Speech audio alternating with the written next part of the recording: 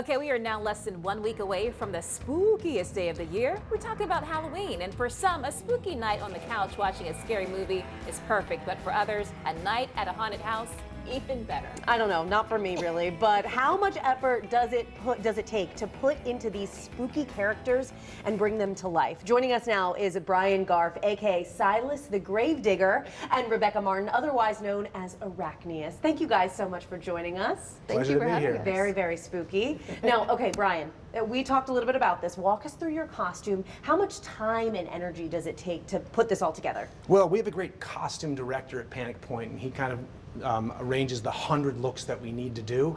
This happened to be at a thrift store a couple of years ago, and then our creative director, Mitch, helped me distress it and put it all together. And then the makeup is, we have to do 60 or 70 people over the course of 3 hours, so a lot of airbrush and some really fast work done by our makeup artists. That's very interesting. You said thrift store. I like to shop at the thrift store too. Yes, So and it takes us a while to do our makeup too, so we know where you're coming from. It's a little bit different, but. I do understand that. Rebecca, is there a line between that perfect scare and going a little bit too far? For sure, for sure. I think obviously our goal is to make sure that everybody's having a good time and make sure that everybody is scared, but if you can tell that somebody is obviously a little bit panicked, or if they're kind of borderline tears, you can definitely tell where the line is, where you need to back off and kind of keep your distance. But there's a contract. You pay money and you get scared. You agree to it, I guess. that's what we're paid that is our for. contract. Yeah. Oof.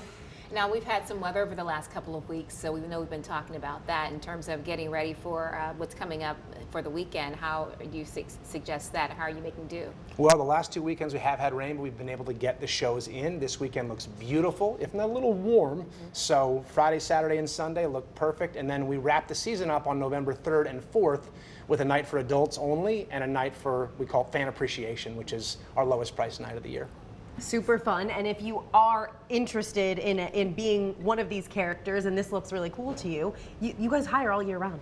Yeah, Rebecca's been here for how many years? This is my 13th season. Wow. In our 13th year. Wow. We have a jobs page on the website. We hire year round, and so anybody interested should go check that out.